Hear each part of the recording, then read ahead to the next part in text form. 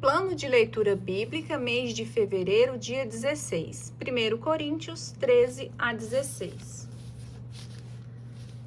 Excelência da caridade.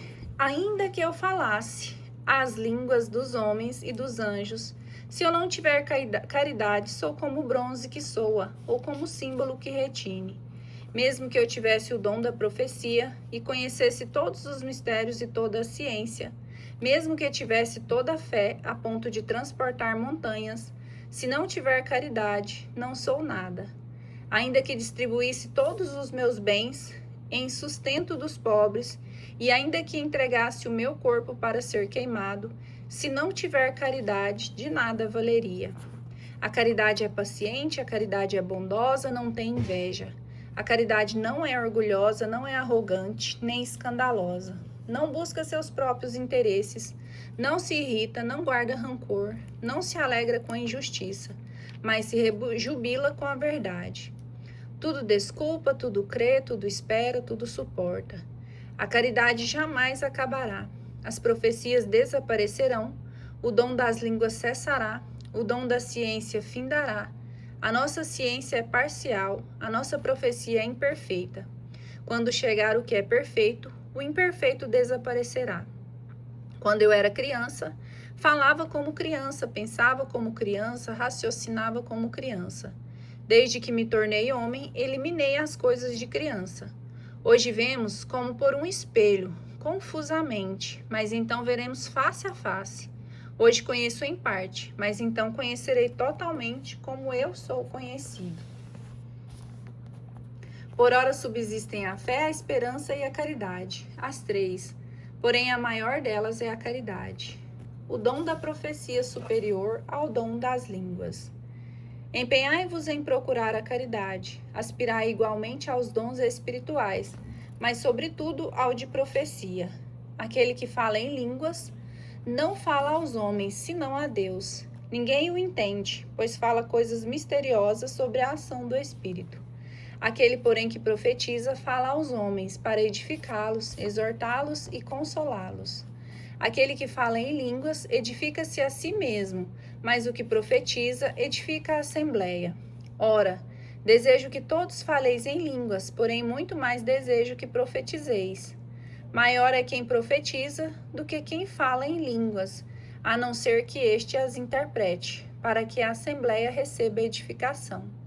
Suponhamos, irmãos, que eu fosse ter convosco, falando em línguas, de que vos aproveitaria se minha palavra não vos desse revelação, nem ciência, nem profecia ou doutrina. É o que se dá com os instrumentos inanimados de música, por exemplo, a flauta ou a harpa. Se não produzirem sons distintos, como se poderá reconhecer a música tocada? Se a trombeta só der sons confusos, quem se preparará para a batalha? Assim também vós, se vossa língua só profere palavras ininteligíveis, como se compreenderá o que dizeis? Sereis como quem fala ao vento. Há no mundo grande quantidade de línguas, e todas são compreensíveis. Porém, se desconhecer o sentido das palavras, serei um estrangeiro para quem me fala, e ele será também um estrangeiro para mim.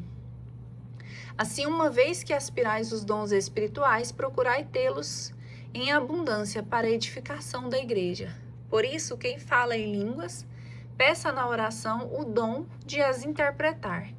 Se eu oro em virtude do dom de línguas, o meu espírito ora, mas o meu entendimento fica sem fruto. Então, o que fazer? Orarei com o espírito, mas orarei também com o entendimento. Cantarei com o espírito, mas cantarei também com o entendimento. De outra forma, só se renderes graça com o espírito, como dirá Amém, a tuas ações de graças que ele ocupar o lugar do simples. Sem dúvidas, as suas ações de graças podem ser belas, mas o outro não é edificado. Graças a Deus que possuo o dom de línguas superior a todos vós, mas prefiro falar na assembleia 5 palavras que compreendo, para instruir também os outros a falar 10.000 palavras em línguas. Irmãos, não sejais crianças quanto ao modo de julgar.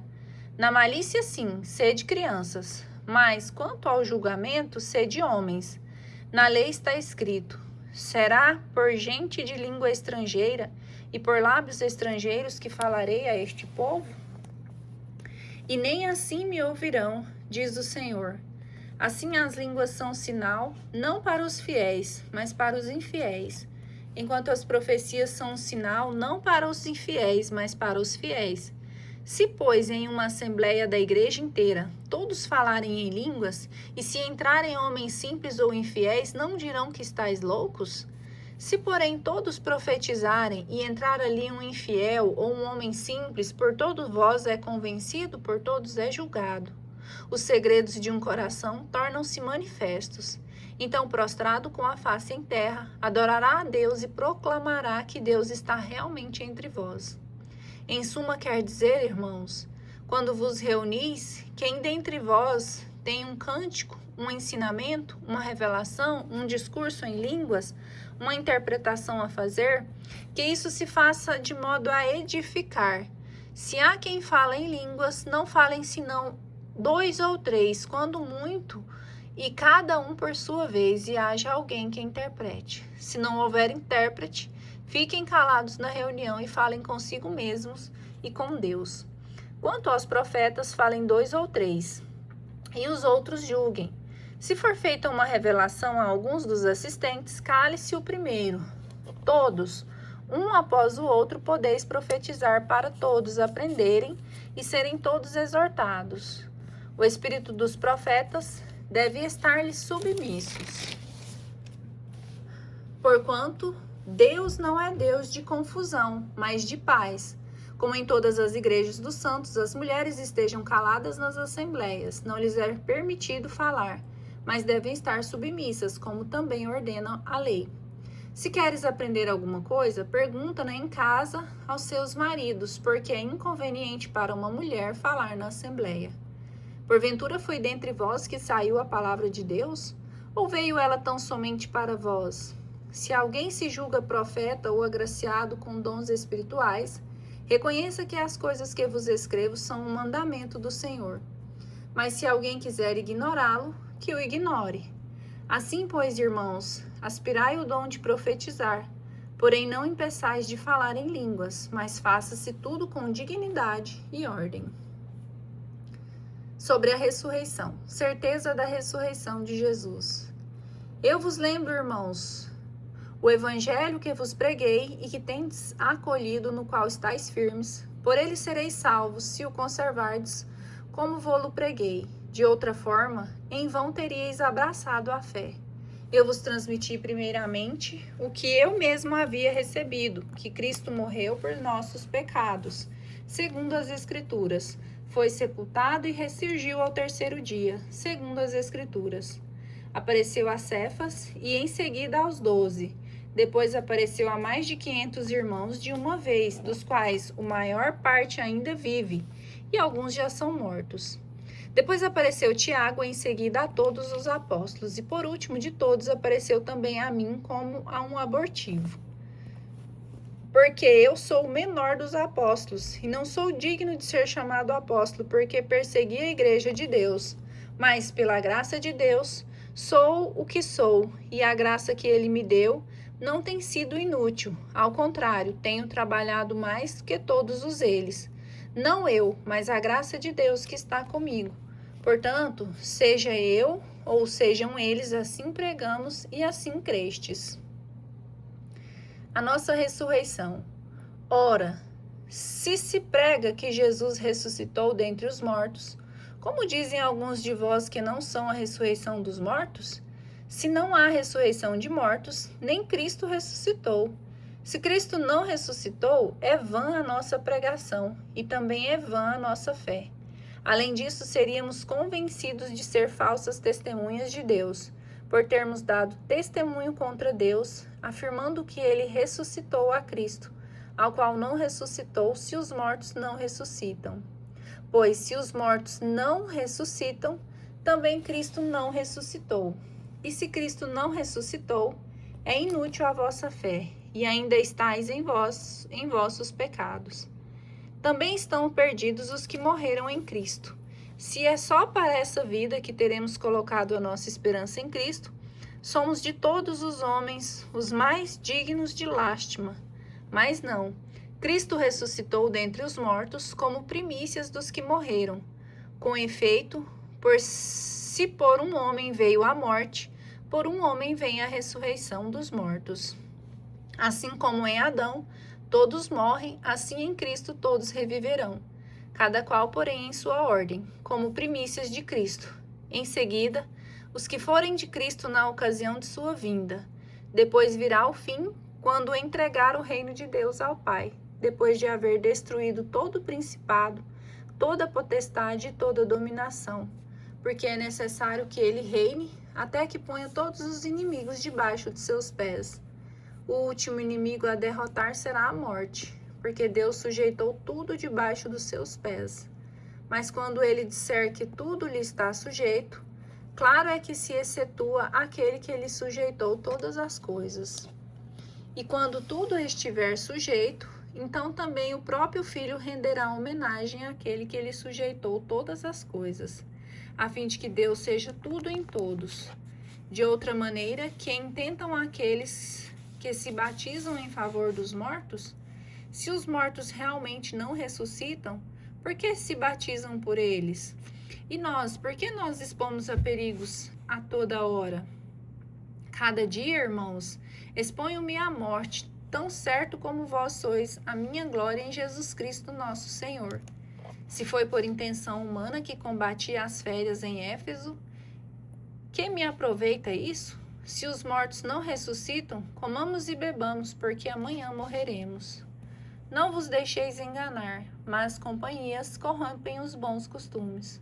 Despertai como convém e não pequeis, porque alguns vivem na tal ignorância de Deus, para vergonha vossa o digo. Como será a ressurreição dos mortos? Mas dirá alguém como ressuscitam os mortos? E com que corpo vem? Insensato. O que semeias não recobra vida, sem antes morrer. E quando semeias, não semeias o corpo da planta que há de nascer, mas o simples grão, como por exemplo de trigo ou de alguma planta. Deus, porém, lhe dá o corpo como lhe apraz, e a cada uma das sementes o corpo da planta que lhe é própria. Nem todas as carnes são iguais. Uma é a dos homens, e outra a dos animais. A das aves difere da dos peixes. Também há corpos celestes e corpos terrestres, mas o brilho dos celestes difere do brilho dos terrestres. Uma é a claridade do sol, outra a claridade da lua, e outra a claridade das estrelas. E ainda uma estrela difere da outra na claridade. Assim também há a ressurreição dos mortos. Semeado na corrupção, o corpo ressuscita incorruptível. Semeado no desprezo, ressuscita glorioso. Semeado na fraqueza, ressuscita vigoroso. Semeado o corpo animal, ressuscita corpo espiritual. Se há um corpo animal, também há uma espiritual, como está escrito. O primeiro homem, Adão, foi feito alma vivente. O segundo Adão é espírito vivificante. Mas não é o espiritual que vem primeiro, e sim o animal, e o espiritual vem depois. O primeiro homem tirado da terra é terreno, o segundo veio do céu. Qual homem terreno? Tais os homens terrenos. E qual homem celestial? Tais os homens celestiais. Assim como reproduzimos em nós as feições do homem terreno, precisamos reproduzir as feições do homem celestial. O que afirmo, irmãos, é que nem a carne nem o sangue podem participar do reino de Deus, e que a corrupção não participará da incorruptibilidade. Eis que vos revelo um mistério. Nem todos morreremos, mas todos seremos transformados. Num momento, num abrir e fechar de olhos, ao som da última trombeta. Porque a trombeta soará, os mortos ressuscitarão incorruptíveis, e nós seremos transformados. É necessário que esse corpo corruptível se revista da incorruptibilidade e que este corpo mortal se revista da imortalidade. Quando este corpo corruptível estiver revestido da incorruptibilidade, e quando este corpo mortal estiver revestido da imortalidade, então se cumprirá a palavra da Escritura. a morte foi tragada pela vitória. Onde está, ó morte, a tua vitória? Onde está, ó morte, o teu aguilhão? Ora, o aguilhão da morte é o pecado, e a força do pecado é a lei. Graças, porém, sejam dadas a Deus, que nos dá a vitória por nosso Senhor Jesus Cristo. Por consequência, meus amados irmãos, sede firmes e inabaláveis, aplicando-vos cada vez mais à obra do Senhor.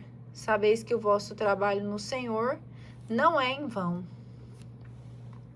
Recomendações finais. Quanto à coleta e benefício dos santos, segui também vós as diretrizes que eu tracei às igrejas da Galácia. No primeiro dia da semana, cada um de vós ponha de parte o que tiver podido poupar, para que não esperem a minha chegada, para fazer as coletas. Quando chegar, enviarei com uma carta os que tiverdes escolhido para levar a Jerusalém a vossa oferta. Se valer a pena que eu também vá, irão comigo. Irei ter convosco depois que tiver passado pela Macedônia. Apenas passarei por lá. Talvez fique convosco, ou até passe todo o inverno, para que me leveis aonde eu tenho que ir. Dessa vez, quero vos ver não somente de passagem, mas espero demorar-me algum tempo convosco, se o Senhor o permitir. Ficarei em Éfeso até Pentecostes. Aí se me abriu uma grande porta à minha atividade, e os adversários aí são muitos. Se Timóteo for visitar-nos, vede que esteja sem preocupação entre vós, porque trabalha exatamente como eu na obra do Senhor. Portanto, ninguém o despreze, e preparai-lhe viagem em paz para que venha ter comigo, porque eu espero com os irmãos. Quanto ao nosso irmão Apolo, roguei-lhe muito que fosse ter convosco com os irmãos, mas de modo algum quis ele ir agora. Contudo, irá ver-vos quando tiver oportunidade. Vigiai, sede firmes na fé, sede homens, sede fortes. Tudo o que fazeis, fazei-o na caridade. Ainda uma recomendação, irmãos. Sabeis que a família de Estéfanos são as primícias da Acaia e se consagraram a serviço dos santos. Tratai essas pessoas com consideração, bem como todos aqueles que ajudam e trabalham na mesma obra. Eu me alegro com a vinda de Estéfanas, Fortunato e Acaico, porque eles supriram a vossa ausência e tranquilizaram o meu espírito e o vosso. Tende, pois, consideração a tais homens. As igrejas da Ásia vos saúdam, Áquila e Priscila, com a comunidade que se reúne em sua casa. Enviam-vos muitas saudações. Todos os irmãos vos saúdam. Saudai-vos uns aos outros com o ósculo santo. Esta saudação escrevo de próprio punho, Paulo.